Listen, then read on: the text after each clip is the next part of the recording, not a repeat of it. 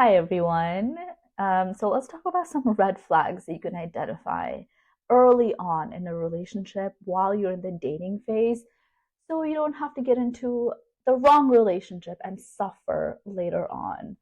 And once again, these are just my opinion. This is what I think. Even though I'm an associate therapist, this is not based on like a clinical judgment or any sort of theory. So take it with a grain of salt. All right, let's get started. Number one, poor communication.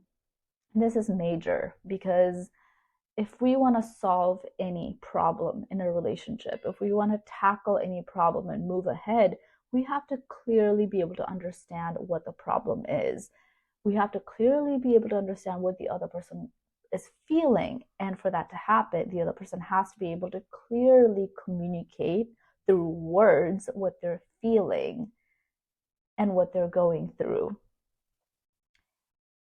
As much as we want to believe that we are psychically connected or we should be able to feel what our partner is going through without them even saying anything, that's just not the truth. That is not the truth. And that's how you believe then you're in for a rude awakening. I promise you. So your partner has to be able to communicate what they're feeling in a sane, cohesive manner that makes sense. So the two of you can then come together and tackle the problem.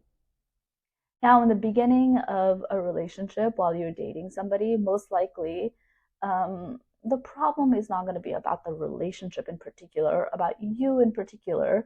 So you want to watch out for how they're talking about, let's say, problems at work or problems with family members or friends, right? How are they talking about it? Are they the type? Are they passive aggressive? Are they the give you silent treatment kind of people? Watch out for those. Are they going through something? And it's so clear, you can tell that they're going through something. But then when you ask them, hey, is everything okay? They go with, yeah. But then clearly you can tell that something is not okay. That means their communication skill set isn't quite up to par. Now, at this point, of course, you can choose to have that conversation, go to therapy, somehow develop that skill set.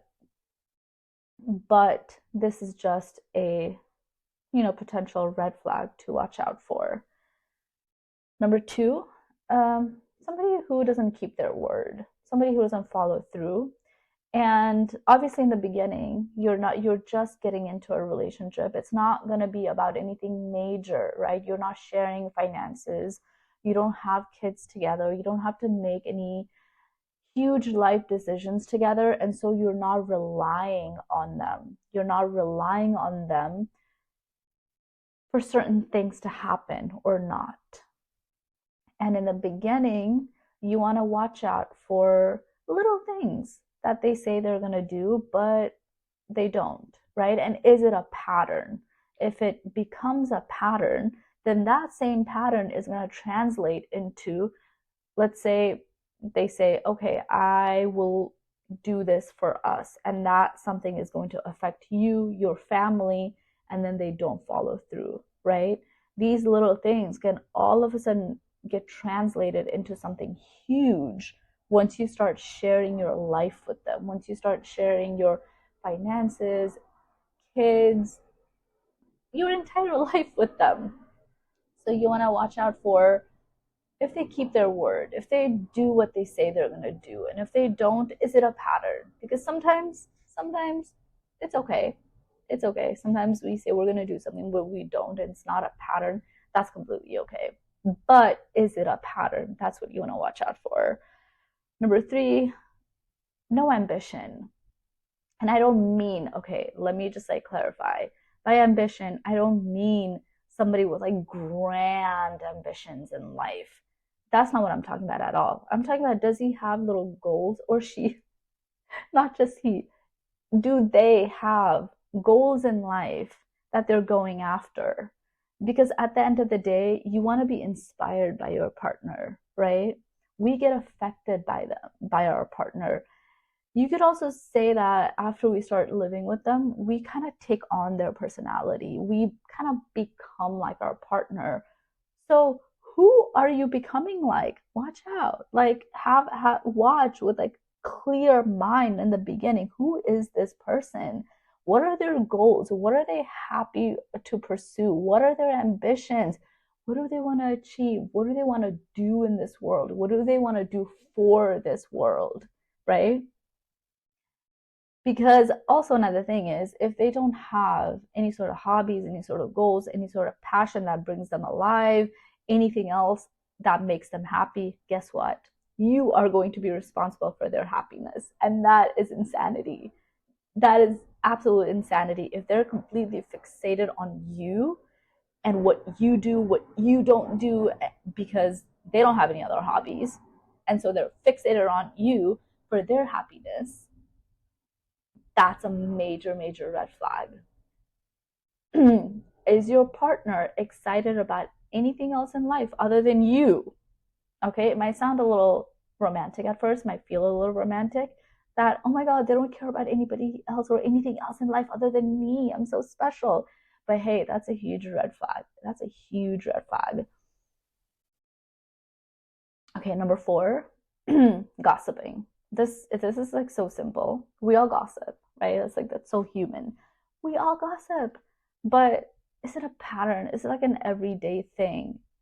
Do they spend majority of their time talking about other people behind their back, just like mindless gossiping?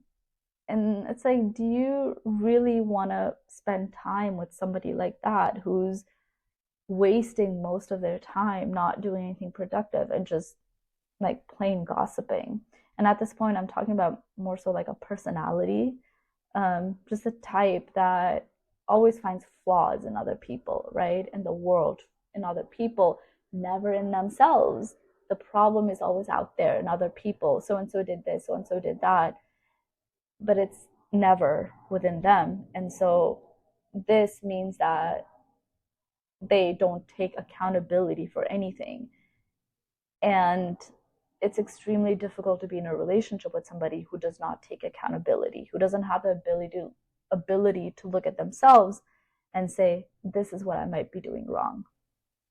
Number 5, this is kind of similar to gossiping.